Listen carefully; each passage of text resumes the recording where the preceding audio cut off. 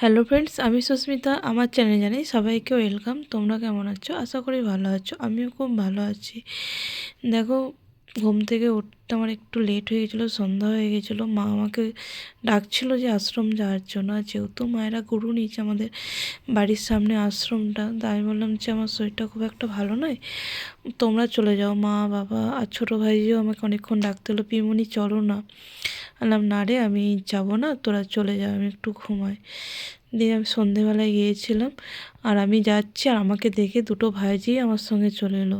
বলছে তুমি যাচ্ছ, আমিও যাব। দেখো, যেহেতু মাঘে পূর্ণিমার উপলক্ষে আশ্রমে উৎসব হয়, আমাদের আশ্রমে উৎসবটা অ্যাকচুয়ালি হয় যেদিন পূর্ণিমা পড়বে। আর পূর্ণিমা যেদিন ছাড়বে, মানে যেদিন পূর্ণিমা পড়বে তারপরের দিন পূর্ণিমা ছাড়বে, ছাড়ার পরের দিন আমাদের উৎসবটা, খাওয়ান দাওয়ানটা হয়। দেখো, এখানে তার আগের দিন আমরা গিয়েছিলাম আশ্রম।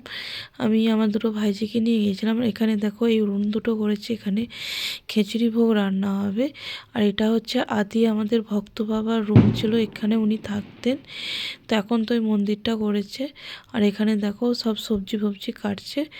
আর আমি গিয়েছিলাম, আমাকে বিশ্বমশাই বলল যে কেউ কাটার না, একটু বস দেখনি, বসে কাট। আমি আবার কী করলাম, আমি যখন গিয়েছিলাম তখন সেরকম কেউ ছিল না, পিসমশাই আর একটা দাদু হয় আর একজন দাদা হয়।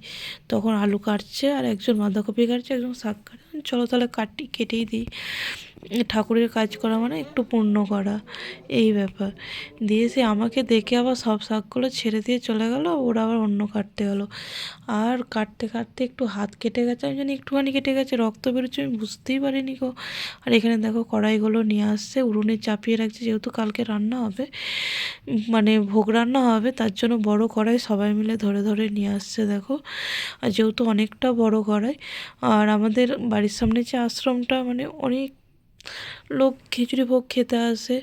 দেখো, ধরে ধরে নিয়ে আসছে। এখানে কড়াই দুটো উনুন একসঙ্গে রান্না হবে, একটা হচ্ছে খিচুড়ি আর একটা হচ্ছে মানে বাঁধাকপির তরকারি। দুটো খিচুড়ি, একটা বাঁধাকপির তরকারি। আর এখানে শাক, একজন আলু কাটছে, তিনজন আলু কাটছে, বাঁধাকপি কাটছে ওইদিকে। তারপর তোমার দুজন আদা কাটছে, লঙ্কা ছাড়াচ্ছে। আর দেখো, আমাকে শাকগুলো যে আমার অলরেডি অর্ধেকের ওপর কাটা হয়ে গেছে, আর অল্প আছে। আর এখানে দেখো, এরা আলু কাটছে, আর আমি একজনকে বললাম তোমার ওই ছাড়িয়ে দিতে। আর ছাড়ানোর পর রেডি করে দিল, মানে পচা পাতাগুলো ছাড়িয়ে রেডি করে দিল। দিয়ে আবার কাটা হয়ে গেল। কাটা হয়ে আমি আবার বাড়ি যাব। মা ফোন করছে অনেকক্ষণ।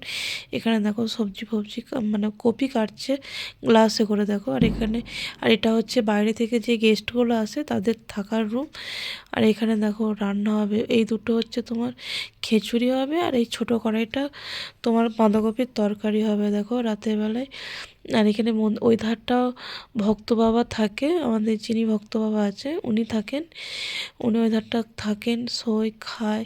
আর এটা হচ্ছে মন্দিরটা আমাদের, ওইখানে রান্না হচ্ছে, ভক্ত বাবা আসছেন মন্দিরের ভেতরে চারতালটাতে। আর এখানে রান্না হচ্ছে, দেখো, যারা যেসব কাজ করছে, যারা পুজোর, তাদের খাওয়ান দাওয়ানোর ব্যবস্থা করেছে। দেখো, এটা বাথরুমটা, এইদিকে হচ্ছে আমাদের বাথরুমটা। এটা আগে কল ছিল, টিউবকল ছিল, এখন বন্ধ করে দিচ্ছে। আর মা এদিকে ফোন করছে বাড়ি আসার জন্য।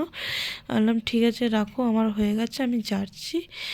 দেখো, আর মা বলছে তাড়াতাড়ি আয়, খাবি না? বললাম যাচ্ছি, রাখো, খাবো। আর এবছর দেখো লাইট দিয়ে খুব সুন্দর সাজিয়েছে, টুনি লাইট দিয়ে বেশ ভালোও লাগছে রাতের বেলায়। দেখো, তারপরের দিন যেহেতু উৎসব, সবাই চলে আসবে, সবাইকার আমন্ত্রণ রইল।